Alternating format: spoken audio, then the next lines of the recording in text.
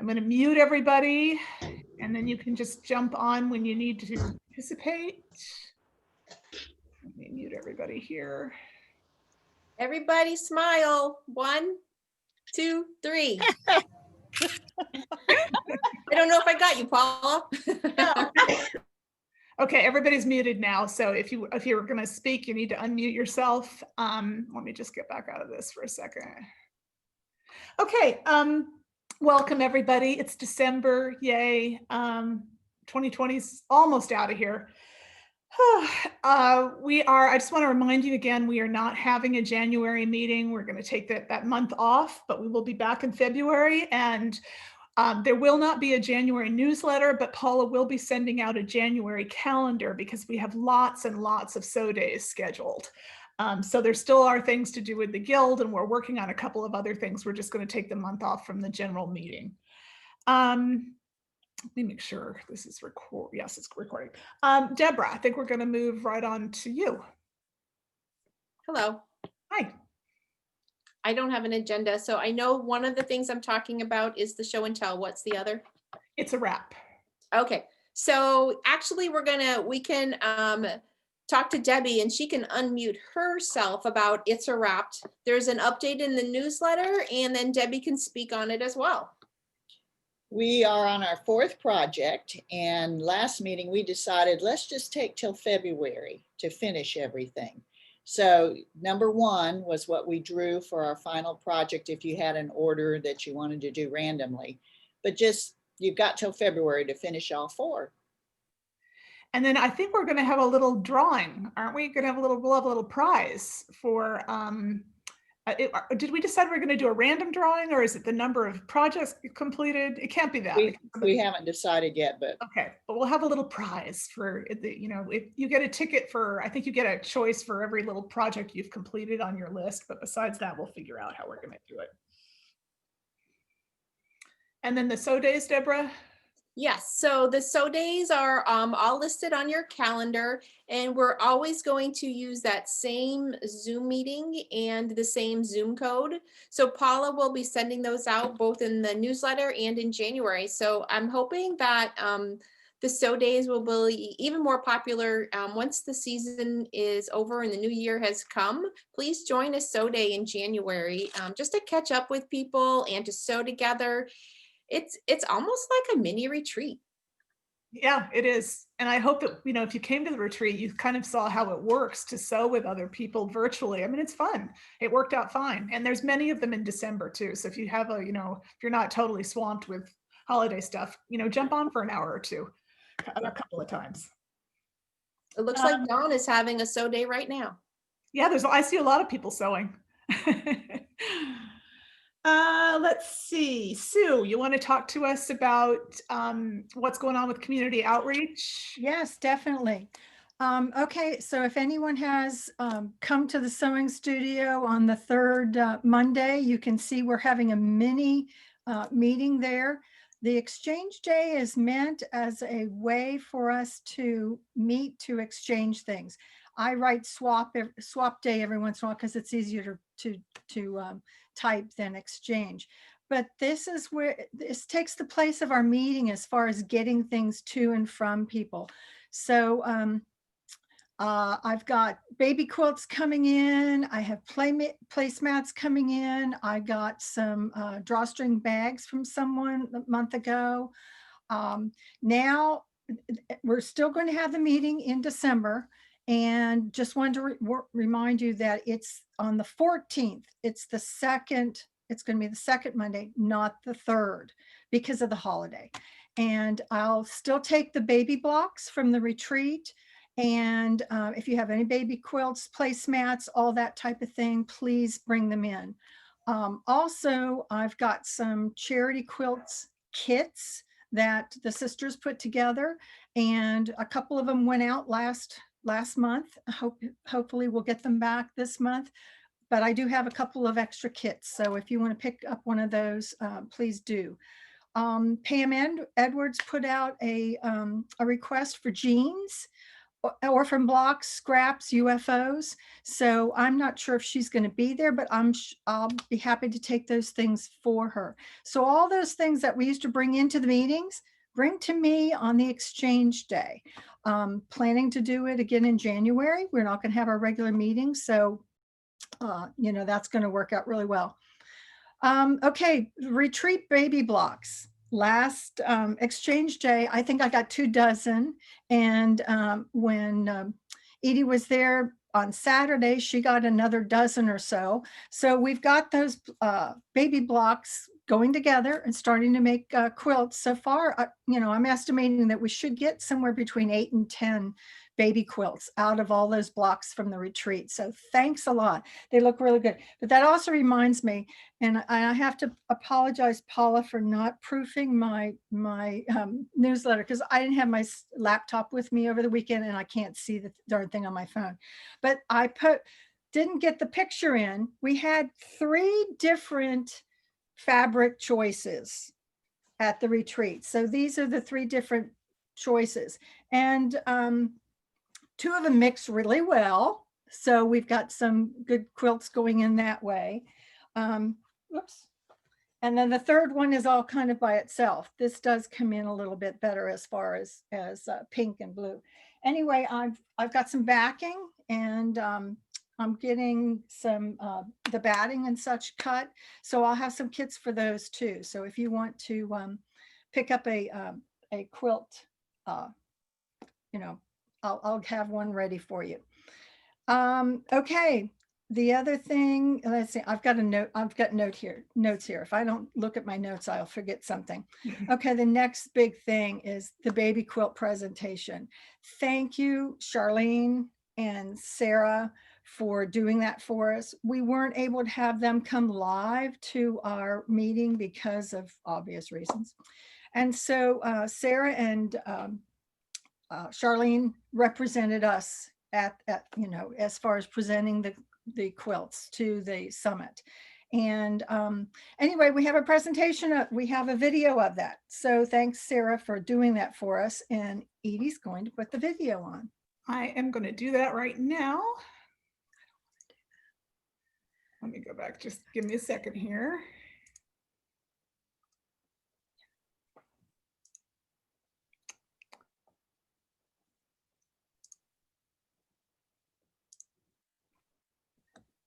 Okay, everybody see that? You should see the YouTube page. Is that good? Thumbs up. All right, good. Yep. Let me highlight this.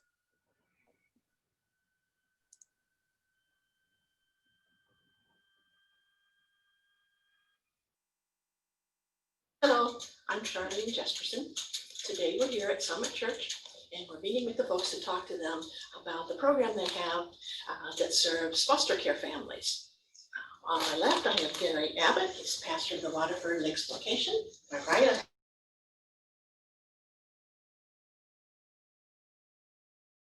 Uh-oh.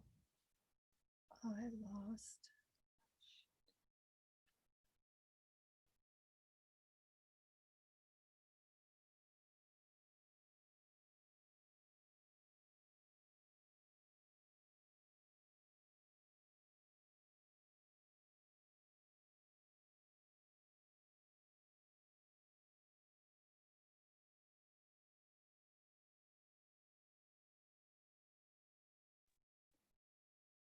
Edie, did you see we lost the video?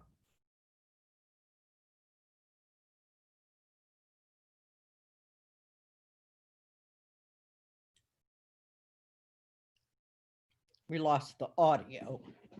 No. Thanks, you. Lost both now.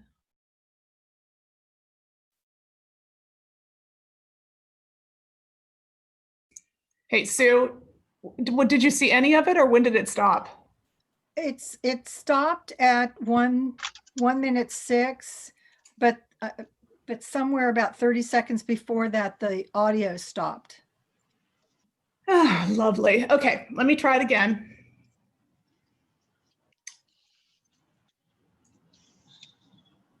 Okay, so this should be back at the beginning. Do you see that? It's blank. Here, yes, there it goes. Okay. Hello, I'm Charlene Jesterson. Today we're here at Summit Church and we're meeting with the folks to talk to them about the program they have that serves foster care families. On my left, I have Gary Abbott, he's pastor of the Waterford Lakes location. On my right, I have Christine Cohen, she's ministry coordinator. And we really want to know, normally when we're having a presentation like this, we ask you to come before our body of members, which would be maybe 70 people or so, and tell them more about the program and we'd gain some excitement. Since we can't have the in-person meeting, we'd like to hear a little bit about the program and how you're going to use these books. Yeah, so for us to support children that are in need in our community that oftentimes can get overlooked. And that's, for us, we focused in on foster children. Statistically, they have the hardest time succeeding. And so we said, what can we do? We can challenge our people to foster children in need, and we do that certainly, but we also have begun working with an organization that provides care communities around foster families. And what we've seen is the statistic flips completely. And what I mean by that is when a family doesn't have a care community around them, people to support them and encourage them, statistically, most of them will only make it through one foster placement because it's hard. It's a hard road. These kids come from all types of different trauma. But if you put a care community around a foster child, most foster families will foster more than one child. It's just about not being alone, not feeling left out. And so that's what we've done. We've come around these foster families and said, we'll put teams around you to bring you a meal once a month, to give you a chance to go out on a date and babysit your foster children. Have a first call when it's time to celebrate something. Have a first call when it's time to lament something, and have these families not go through life alone. And so that's what we set out to do a year ago. And at this point, we have some 60, Christine, is it right? About 60 care communities, around 60 foster families. We're continuing to grow. There's still a couple hundred in our local community, foster families that need these care communities. So there's room for us to grow there. But that's what we set out to do. What these blankets will provide is another aspect of helping these kids who matter so much to God know that through people caring for them. And so us being able to partner with you is absolutely humbling, and I can't imagine the joy that these families are going to experience knowing that they're cared for by you guys, and also these kids having something to hold on to.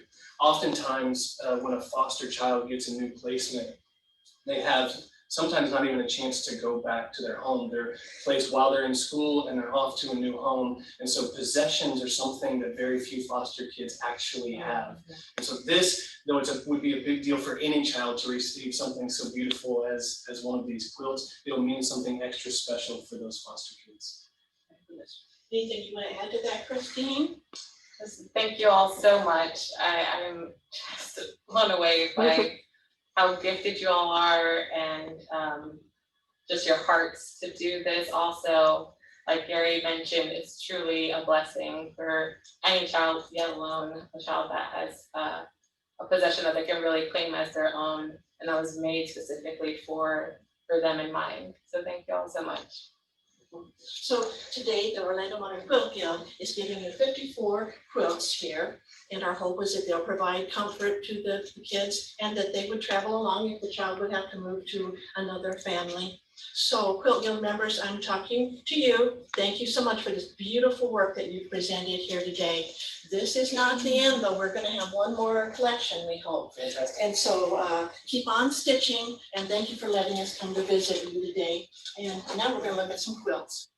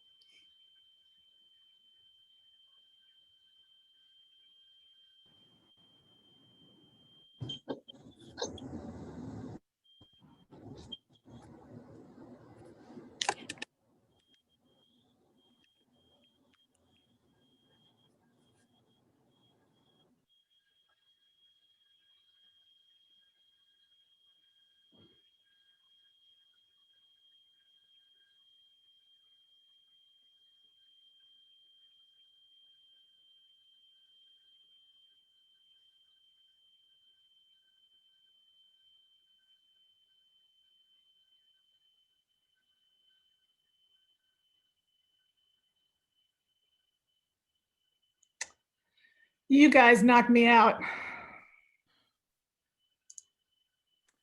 And that's something. Unbelievable. That is just so impressive. I mean, that was a beautiful slideshow. You guys are just the most generous, creative people. I'm just overwhelmed. When I had 30 of them here in my house, they were piled up on my twin beds in the spare bedroom, and it was just such a colorful display. They come in all shapes and sizes, guys. So if you want to make a small one, if you want to make a large one, whatever, as you can see, they're going to be very appreciative. I hadn't heard how many families they have, but when they say there's 60 or 70 families, there might be more than one child in those homes, and then they're going to be offering them to more. So thank you, Charlene, for giving us this idea and for coordinating it, and Sarah for taking all the pictures and everything. That was lovely. It reminds me that the retreat baby blocks, keep them coming in, because we're putting them together into tops, and that's what they're for. So like I said, we should get maybe somewhere around 10 to 12 of the baby quilts. I just want to add one more thing under my meeting notes.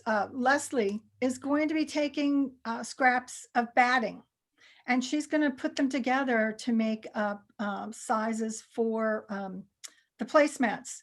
So I'll also take scrap batting and then hand it over to Leslie, and she's going to put them into like 14 by 20 squares, and then I'll have those to hand out to people if you want batting for placemats. Oh, that's a great idea. Thank you. If you have some scraps, all the rest of you, I know I've got some. Yeah, get the scraps in. Thanks again, everybody. And hopefully in the new year, we'll be able to meet and we won't be exchanging things out of the back of my SUV. But anyway, it's good seeing everybody. We'll get there Okay, at some point. thanks. We'll get there. And Charlene, thank you so much. And please thank Sarah for doing such a nice video for us. I don't think she's on the meeting today. Paula, do you have a picture of the Festival of Trees quilt that you can show? You're muted, babe. Oh, sorry. You know what? I will find it. Okay. I'll look for it and get it. Okay, just let me know when you're ready. Okay. And I'm just looking in the chat. Pamela, we can still do the SO Day on the 14th because everybody can still join. I mean, is that one of the ones that you're hosting? Yeah, it was one of the ones I was hosting. It could still go on. Okay. Okay. Yeah, because the room will open whether you're there or not. So I think we'll just Okay. put it on the calendar. It'd be less confusing Okay. and time to change the time. Okay. All right. So All you right. regulars, when you don't see me, you'll know why. Because you're doing something good at the sewing studio. You're having fun at the sewing studio. Let's see. Next was going to be education. Marge can't be with us today because she's working. And all she wanted me to say again was to remind you that she'd really like to know who you're interested in having come as a teacher. There is a huge wealth of resources out there now about all these teachers who've pivoted to virtual instruction. So kind of the sky's the limit. If you have somebody that you've always wanted to take a class from, let Marge know. It would be fantastic if you could do more than just send her a name, if you would do a little research and find out about, what classes they're offering and what their cost is, so she doesn't have to do all of the back research. But right now, we really want to get a teacher scheduled late winter, early spring. So we'll have something to look forward to in that way. So just make sure you contact Marge. Let's see. Next is we're going to go to Paula. You wanted to talk about the classes that you signed up for, the Houston. Yeah, well, Mary Smart did such a great job talking about the Modern Quilt Guild, QuiltCon. It was just weird. Probably some of you have this maybe on your email too, but I've always heard about the Houston Quilt Festival and how popular it is and how not everybody gets to go. But I got an email this morning, I think from Cherrywood, and they had a link on there with a discount. And I thought, what is this? What's going on? And so somehow I ended up on the Houston Quilt Festival website, and I bought a pass for $10. And it allows me to see all the quilts at the Houston Quilt Festival. Kind of the same thing as QuiltCon, except it's Houston. And I ended up signing up for 2 lectures and a master class. They're very inexpensive. I mean, I think it was $10 for an hour lecture and $20 for a quilting class. In the past lets you see all the vendors, and it's good until March or something. So anyway, I just wanted to pass that along because there's a lot of great teachers on there. And, you know, then you get a lot of discounts. I've already gotten a lot of emails about discounts for the vendors too. So it's very similar to QuiltCon, but I've always heard about Houston Quilt Festival and how amazing it is. So a silver lining to the pandemic is this year I get to go. So Yeah. anyway, if anyone else wants to do it, just putting it out there. Thanks, Paula. And I have the picture of the quilt now. Oh, okay. Hang on. Let me Yeah, spotlight. my apologies. It was on my list for my meeting, That's okay. but I missed it. That's okay. I'm going to screen share. Yep. I took the spotlight. open. Okay. There's been some sort of new download and they want us to, okay, security and privacy. Edie, it's telling me I have to, I don't know, there's some kind of privacy thing. Oh, here it is. Here it is. Okay, there it is. There You it see is. Okay, there it is. That's the quilt. Yes, it looks fantastic. And you said it. Fantastic. I'm sorry, go ahead. Tell them a little bit about how it went with the Festival of Trees. You know what? It went really, really well. Attendance was down, of course. They had to have timed entries and, you know, that kind of thing. So we noticed the attendance was way down. It lasted a few days longer. But I happened to be involved on the team that we put it on virtually, meaning online. You could see the quilts and buy tickets and bid on the silent auction. It's the first time we've ever done that. And because of that capability, we really tried to market that. And we sold thousands of dollars of these drawing tickets for all of the items that are normally in this area. It's called Entertaining by Design, if you've ever been to Festival of Trees. And so much so that they were still printing out virtual tickets at 8 o'clock on Sunday night after the festival had closed. And because they had to print them all out and tear them up and put them in there. But the quilt was a fabulous hit. It was so beautiful. It's on this main wall when you first walk back, and there were just comments like crazy the whole time. So I can assure you they were just thrilled with it. I know it made several $1,000s for the museum. And, you know, being a member of both groups, I couldn't be more proud of each group. So thank you very much. And it was a big hit. And Renee, the pattern was beautiful. And Mary, people would look at the quilting and go, oh my God, somebody did that. And I was like, yeah, they did. So it was great. It was great. Well, thank you, Paula, for sharing that with us.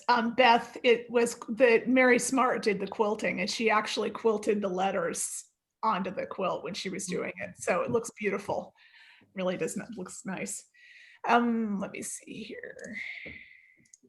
Okay. The next is, speaking of Mary Smart, next is going to be Mary's going to talk about the nominating committee and the election process for this year.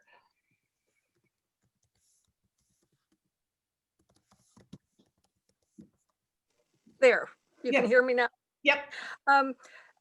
No one expressed an interest in running for any of the Guild's elected offices, and due to the extraordinary circumstances of the pandemic, the members of the board have all said they're willing to stay on for another term, for which we on the nominating committee are very grateful, as I think probably everyone is.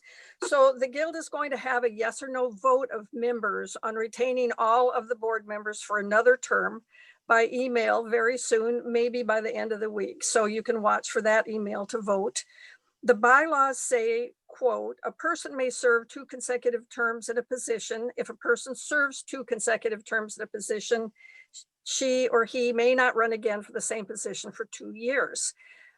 So the vote will also be a vote to allow Edie to stay on for a 3rd term as president. And we're very grateful for that too. So I just want you to all know that an email is coming for you to vote to retain all of the elected people on the board for another year, and then to keep Edie as president for a third year. And as chair of the nominating committee, I just wanted to add that we are really grateful to Edie and the whole board for the way you have kept our guild going on Zoom such a long time, and will continue to. It has just gotten better every month. The programming, everything has kept going. I think it's really terrific. I didn't know that a Zoom day would be so much fun, but I've become the big booster of them because I enjoy them so much. So thank you very much, Edie, and thank you to the board. Well, and thank you, Mary, Ashley, and Carol for serving on the nominating committee. I just want to assure everybody I will not be running for president again in 2 years or 2 decades. So we're all good there. And thank you so much to the rest of the board for being willing to stay on. This is not easy. This is not easy. It's much, much harder to do this virtually than it is in person. And so I appreciate your continued interest and your energy. And we're going to keep going forward. We may make a few changes as we get into the new year. And of course, I'm so hopeful that we will be together sometime next year in person. And I'm cautiously optimistic that that's going to happen. But, obviously that's still, we have many months to go. Deborah wanted to talk a little bit about how we're going forward. Yes. So good morning. So one of the things that, especially for vice president and for programs, is you all have so many fabulous ideas. And even just this week, we've received some emails. Hey, we should do this for programming, or we should do this for an event. And we love all of your ideas. We want to encourage you to keep sending those emails. But how about we're looking for volunteers to go along with those ideas. So especially for programming next year, if you have a fabulous idea, we'd like you to send the fabulous idea to the board or to myself, but also to volunteer to lead that program. One of the challenges has always been in programming is to get people to participate. So hopefully through these last few months with Zoom, you've had the opportunity to feel a little more comfortable, especially in the days and with the retreat, that maybe you're willing to lead a program. Now, I also want to add, so today's program is being led by Beth, but Beth, she needed some help with PowerPoint, and we can do that for you. If you have a program that you want to present, but you need help, that's what we're there for. We can help you with it. I can help you, not Beth, but I can help you, and others can help you put together your program to completely, just you can participate. And also the last thing, I'm looking for someone to maybe intern next year. If you're interested in being the vice president for 2022, this gives you a lot of time forward and gives you a lot of time to walk alongside and maybe be an intern. And that's probably true for any of the board positions. If you're looking to volunteer, but you're kind of skittish because of this year, maybe you could volunteer to intern with one of the board members, and you can contact us for that. Great. Thank you, Deborah. One of the things that Deborah and I had been talking about at the retreat, it was really fun because you could get points for doing a little demo of a method. So a lot of people just said, here's how I do this. So it's great. Don't assume that everybody, I'm not going to show that because everybody already knows how to do that. Don't assume that's the case, because there are always little tips and tricks. And when we talk about running the program for the day, it doesn't mean that you have to be the sole presenter. You could be the one who asks 4 people, I'm going to show my method for this. Can you show your method for that? It's kind of like what Beth and I are doing today with the circles. But we need, the board is willing to stay on for another year, but I'm going to be very explicit in saying we need more help. We need more help as we go forward. It is a lot of work, and it falls on the shoulders of about 3 people in the main, 3 or 4 people in the main. So I'm just going to put that out there. It's Christmas. Happy Christmas. Okay, so now we're going to go on to programming. And Beth, I'm going to start with yours. Oh, wait, Catherine Carr had said something too about the idea of interning. one thing to keep in mind is with the entire board staying on for another year, that also means that in 2022, the entire board will be rotating off, which is not something that normally happens. Normally, some members stay on. So we have some ideas about how we're going to make that work, but I just want you to keep that in mind, that if you are willing, if you're at all interested in a board position, you might want to talk to one of us now. It doesn't mean you have to start doing things now, but we have to have an orderly transfer in 2022. So just keep that in mind. Okay, so give me a second to find your presentation here, Beth. And you're unmuted, right? Okay. Yes. Let me go to here. And there is, ooh, is my mouse not? There we go. Let me get the slideshow going. Yay. Oh shoot, I don't know if I'm gonna be able to see because this is in my way.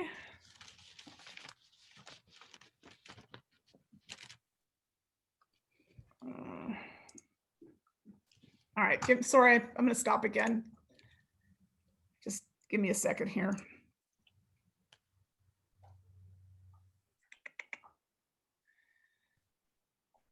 I hope this is gonna work.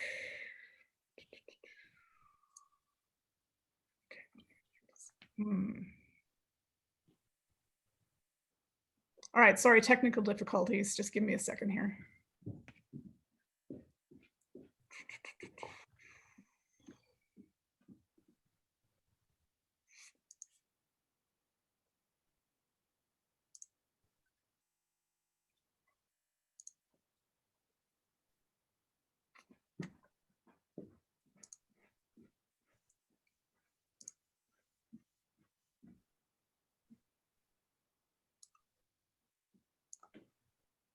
Okay, this should, all right, are you seeing the PowerPoint right now? Yes. All right, so I'm going to, all right. Okay, Beth, go ahead. I think I can see if, I'm gonna try to see if I can make this work. I'm not sure why it's not showing me the, how to advance it though. It Yeah, had all the slides over to the left originally and looked Yeah. like you could have clicked on the next one, it's, but that's disappeared. yeah, I was gonna try to show it as full screen, but I think I'm gonna go back to You it. should be able to just do like spacebar or arrow or something to advance. Oh, okay, thank you, Ashley. I know somebody's always going to come to my rescue. And now you know why I'm not doing PowerPoint. Yeah, it's not letting me do that. It's not letting me bring up the, go down, up. All right, I'm just gonna go back. She said, hopefully, I'm going to go back. You try your right arrow. Yeah, it's not responding to that. Let me, hang on, I'm so sorry. I love That's all Zoom. right. We like looking at you. I love Zoom. Let me get back into here. Yeah, unfortunately, because it just, the control bar disappears when I do that. So let me go back to this part. We're just going to do it like a small screen. Sorry about that, Beth, but I'm going to start again. No, it's fine. I'll be so glad when I don't have to do this anymore. Would you like me to do it? Would you like? I've got it right here. Okay, I think we can just go through it like this. Okay. There you go. All right. Take it away, Beth. Okay, so this is something that I've done for a while and I really enjoy doing it. It is raw edge reverse applique. And for our program, we're doing curves. Next slide. What we're going to do to start with is find your design, or you can draw your own design. I know a lot of you out there have so much more creativity than I do, and you can draw beautiful designs or come up with them on your own. I went to Pinterest to find something that I really liked and thought I would enjoy doing. So this is the design I found on Pinterest. And I just printed it off on a paper. So that was how I chose my design. Okay, on top, you can see, next slide. On top, you can see that it's a little bit lighter, and that's because I laid a piece of tracing paper on top of the design and just copied over the lines with a pencil, just so I would know where my different pieces were going to be so I could do the different colors. Next slide. Okay, so then I chose all of the fabrics that I thought would look good with this design. And in the end, you'll see that the middle fabric didn't quite come out as bright as I would have liked it to, but these are the ones I thought would look good. Next slide. So I layered the fabrics, and I layered them so that the fabric would cover the piece that I wanted it to show on. So the blue, of course, was going to be on some edges. The green, light green, was only going to be on that center piece. So I only used a smaller piece of fabric for that. You could use an entire layer of fabric for each color. Then when you go to do the reverse applique, you're cutting through more layers of fabric. Next slide. Okay, this is the other side of my design, and I layered the fabrics where they needed to be so that when I cut through the top layer, these would show. Next slide. Oops, I skipped one, sorry. That's right. There you go. And this is all of the layers of fabric in order where they need to be in order for me to be able to make this design properly. Next slide. Here are all of the layers of fabric, and I put my penciled paper on top of them so that I could check and make sure I wanted the top little circle, the smaller piece, to be orange. So I had to see that the orange fabric was going to be under that and that the fabrics would be in the place that it needed to be. Next slide. Now what I did was take the design and I drew it on the actual top layer of fabric with one of the friction pens so that I could later erase that pen mark. Next slide. I took this out. Oh, on this one, I just trimmed the edges so that it would be the size I wanted it to be when I get done with it. And I put paper clips on all the edges so that it would hold the fabrics in place while I transferred this out to my sewing machine in the shed. Next slide. Here you can see I went to the shed and I actually stitched over each and every one of these lines.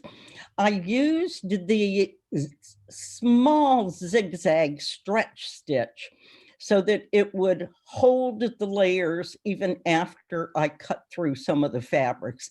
If I just did one stitch, one straight stitch on the line, I found that sometimes the stitch would break or it would stretch and it didn't hold up as well. Using this very tiny zigzag stitch worked really well. Next slide. So you can see where I'm cutting through the top layer of fabric to expose the orange in that arch where I want the orange to show up. Next slide. And now I've done the entire orange arch and the yellow arch. Next slide. here I've exposed the center little oval, but I also wanted to leave some of the yellow showing. So I cut the top layer back almost to the stitching. And then when I cut through the yellow layer, I left some of that exposed also. Next slide. And this one has all of the layers you can see on the two sides. I cut through all of the layers, leaving the bottom layer only. So this is my design with the raw edge reverse applique. And at this point, I can bind it or whatever I decide I want to do with it. Next slide. Now, this is an example of the raw edge reverse applique that someone online did, LOC Design Studio did. And I found this on Pinterest, and they apparently did it with jeans, which will really fray nicely. Next slide. For those of you who really don't like raw edge, you can also do needle turn and turn under your layers and stitch it by hand. And I know a lot of you like the needle turn applique. Next slide. And this one shows an example where somebody turned under the edges of the buds or leaves and did hand stitching on top. So it's really beautiful. And I think this would make a really nice wall hanging for people who want to do this also and still don't want to have the raw edge. So there are lots of ideas out there for what to do, and you can have the raw edge left, or you can get that smooth edge with needle turn or with this other top stitching applique. It's something that's fun to play with and just makes it really nice if you do it small for a wall hanging design. And that's the end of my presentation. Thank you. Thank you, Beth. You're welcome. That was It's not hard, people. Does anybody have any questions for Beth? I can't look at the chat at the same time. Anybody have any questions for Beth? Let me see. Give me a second here. Everybody enjoyed that, Beth? Yep, that's it. Okay, and I'm going to do mine, and let's see if I can actually get it to work. Let me go back here. No, hang on. 1 second, let me get on the right thing here.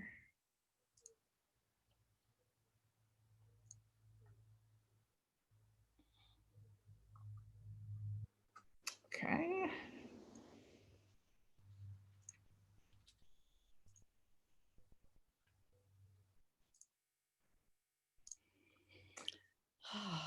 Okay, so this is how to make perfect circles for your applique. This is a method that Sarah Fielke uses, and so I worked on her down the. I'm still working on her down the rabbit hole quilt, and so this is where I got this technique from. I did show this at a guild meeting once a couple of years ago, but I think it's a lot easier to see by doing it on PowerPoint. So, come on. So here's the pattern. Here's her particular pattern, the circles in 3 different sizes. And I'm going to do the one up here in the upper right-hand corner. So you're going to turn the pattern over. You print it out and then you turn it over, and you're going to use a soft black pencil. You thickly outline the circle on the back of the pattern. And you really can't do it too thickly. It's not a neat process. You just want to get a nice layer of the lead down on the paper. And then you can use any kind, you're going to make a cardboard template, and you can use anything. So like this is a granola box, but that's the perfect weight of cardboard to use as your template. So you're going to take the circle that you've just outlined really heavily on the back and place it on your cardboard. And then you're going to firmly draw around the circle. And if you've taken any art classes, or you remember this from school when you took art classes, when you're doing curves, you want to move the paper, not your hand. It helps your hand complete the same motion all the time. Instead of lifting it up and trying to manipulate your hand, you're going to manipulate the paper. So I made a little video here so you can see what I'm talking about.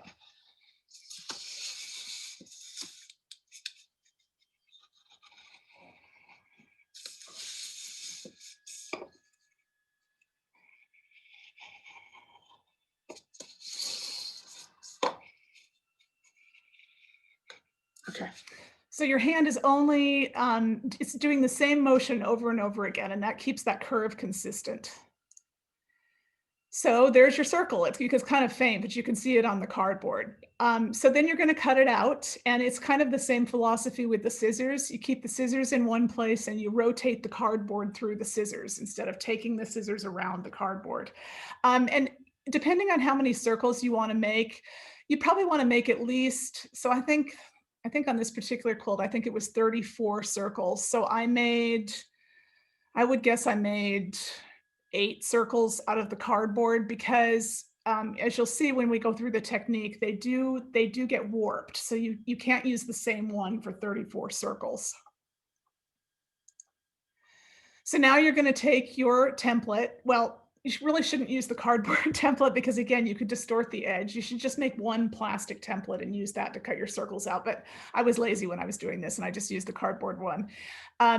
This does not include the seam allowance. The circle you have made does not include the seam allowance. So when you trace it on the back of your fabric and then you cut it out, you're going to include a 1/4 inch seam allowance, which I just eyeballed. If you want to be super precise, you could actually make another template that includes the seam allowance and mark that as well, but I don't think you need to be that fussy with it. So now there's your cardboard template and your fabric behind it, with including the seam allowance. And then you're going to cut out some squares of aluminum foil that are just a little larger than your circle. Not just a little, I mean, they could be, 3/4 of an inch larger on each side. You want to have, a lot of room to crimp it. And now you're going to put the cardboard template on top of the wrong side of the fabric circle. And then you're going to put both of those down on the aluminum foil. And then you're going to start folding the edges of the foil really tightly around the edge of the circle. And so on the left, as you can see, this is not what it should look like. Can you see all those little pointy bits? You have to be really meticulous. Take your thumb and you work from the front to the back and go all the way around every little space and really crimp that foil down over all the edges. And there you go. Perfect. Nice little curve. And I don't know why there's a circle drawn on my table, but there is. It makes it, if you're really take your time and do this, your fingers might get a little bit sore, but it makes a really perfect curve. So then you take it to your ironing board with the flat side up, and then you're going to hold, your iron is going to be on the hottest setting, no steam, and hold it on there for a good 10, 15 seconds. Probably 10 seconds is enough. And as I said, you can distract yourself while you're waiting by looking at how dirty your ironing board cover is. And the next step's very important. Don't pick the disc up right away because it's really hot. So definitely let it have time to cool down before you pick it up. And you're going to unwrap the cooled disc very carefully. And then save the foil, because you can use the same piece of foil about 3 times. After the 3rd time, it starts breaking down, so just get rid of it. And I will say, the smaller the circle is, the more cardboard templates you're going to have to make, because they tend to get distorted. Like when you're crimping that edge, you're not realizing that you're also folding a little bit of the circle in at the same time. So you'll need to, probably the little circles you can't use more than twice. And there you go. There's a perfect little circle ready for you to applique it down. And here is the quilts, the Sarah Filke quilt, that's the center with all my little circles. So you can see those little ones in the middle. Those are pretty small, and they do break down. The cardboard template breaks down faster, so you do have to make some more of those. And that's my circles. Okay. Any questions about that? It's really fun. It takes a lot of the aggravation of trying to applique a beautiful curve because it's really firmly pressed in there. So it makes it so much easier to sew. Any questions? I'm trying to look at the chat here too. I have a comment. Okay. When I was with Alejandrina and Marge, they had some circle templates that were heat proof. They were like plastic, but they were made out of, something that balloons are made out of. And they bought them online, but you could only get certain sizes. Mm-hmm. And I went to Joann's or Michael's or somewhere and bought a sheet of the stuff. It's Mylar. And it looks like the plastic that you use for templates. And I cut out circles in lots of different sizes. Those last forever. So rather, if you don't want to make them out of cardboard and using foil, you can get that Mylar plastic and make them out of that. And it heats really well, but it doesn't melt. Mm-hmm. So just another way of having the circle templates that'll last a while. You know, I like that. And I've seen these things out there. It's like a washer that you put another washer in. Yes. But what I like about this one is you can do it anytime. You don't have to order something and wait for it to come in the mail. You know, if you've got foil, you've got cardboard, you can make some nice circles. So it's kind of it's a nice homegrown method, I think. Yes, it is. Okay. Edie? So, yes. Who designed that gorgeous quilt you made? That's Sarah Filke. It's one of her blog programs. Yeah, Marge made one. Marge actually completed hers. I'm still working on mine. So it has a long way to go. It's a very large quilt. There's a lot of applique coming, but it's a beautiful quilt. That is pretty. Betty, you're asking about the foil because the foil keeps it keeps the fabric really tight. If you just tried to iron the fabric around the edge of the circle, you're still going to get those little bumps in there, but the foil makes it really, really tight. And then of course the heat, you're really pressing it really tight underneath that foil. So that's why the foil works so well. Okay, unless anybody has anything else, I'm going to move on to the show and tell. So give me 1 second to find that.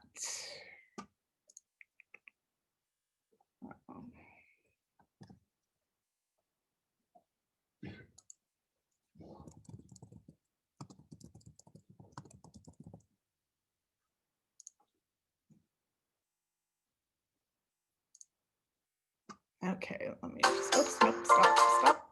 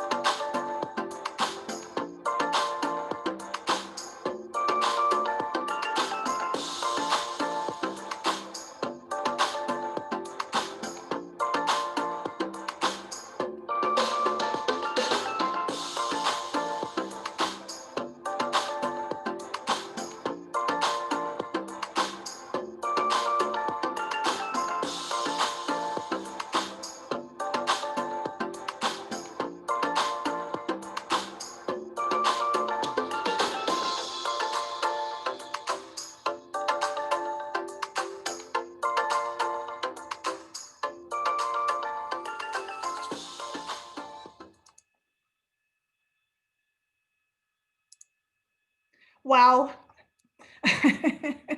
I look at this the show and tell, and it just makes me want to spend the rest of the day in my sewing room and just not do anything else because it's all so inspiring. Paula, thank you so much again for putting that together. I know that's a lot of work to put that together every month. One note about that, I think everybody's aware that on Instagram, I don't know about Facebook because I'm not on there, but you know, Instagram has a weird thing going on with hashtag. Well, it's not weird. It's understandable, but they have a hashtag issue right now to stop the spread of false information about the election.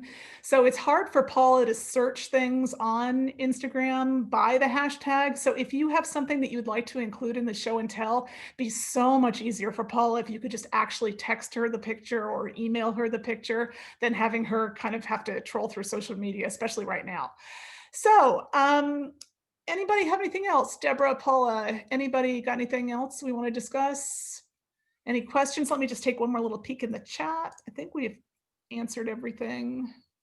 Yeah, it was fun to see all the Christmas stuff in this show and tell. Yeah, it's good. Okay, so I hope you have a wonderful holiday season, whatever your holiday traditions are. I hope that you are able to spend some time with friends and family, even if it's just virtual. I know everything is a little different this year and it's tough. So if you're feeling like you need some companionship, please join one of the approximately 11,000 sew days that we have scheduled in December and in January as well. And I just want to say, as I said in my president's note, that I am so grateful for all of you, and I'm so grateful for this group. It's hard to remember the good things this year, but you are just a huge bright spot in my life, and I think in all of our lives. And I appreciate your creativity and your generosity. And it's so lovely to see you. I'm so sick of Zoom, but I'm also so grateful to Zoom so that we can do this every month. And so have a wonderful, wonderful holiday, great January, and we will see you all again in February for our regular meeting. Take care, everybody. Have a great time. Thank you. Bye, guys. Bye. Don't Have a end good day. yet. Don't leave. Don't leave. Okay. I'm in the chat box. Oh, yes, you are. There you are. Oh, Yeah. that's thank So you. Catherine Carr, you're not texting to everybody. You're just texting to me. Did you, if you have a kids reading idea that you want to share at a next meeting, you can contact Deborah Jalbert or Edie. Okay. Anybody else got anything? I was Thank you gonna, to the board. You guys have been wonderful. Oh, Yeah. you have. It's just been a great year. It's been a great year. Thank you, guys. We appreciate it. We appreciate it. But And- have to do it. I And just we're put, looking forward to another year of all of you. Yes. Right. I just put Whether a online or not. on there. Michelle, thank you. Michelle, you still have the quilt labels for the baby quilts, right? And you don't mind sending those to me, or? I've got some too. I think Sue has some too. Whatever's easiest. Yeah. I have some, if somebody on my end of town needs baby quilt labels. Mhm. Paula, I'll try to mail get a some to you bunch from today. Michelle and have them at the exchange too. Oh, that's a good idea. But And Michelle, you want to stick some in the mail to me? That's fine. I've got a quilt ready to go. So Yeah, I'll send you some mail. I appreciate it. Thank you. Michelle, send me about 2 dozen if you've got No, it. no problem. Okay. I'll take care of And it. I'll take them to Share Day. Okay.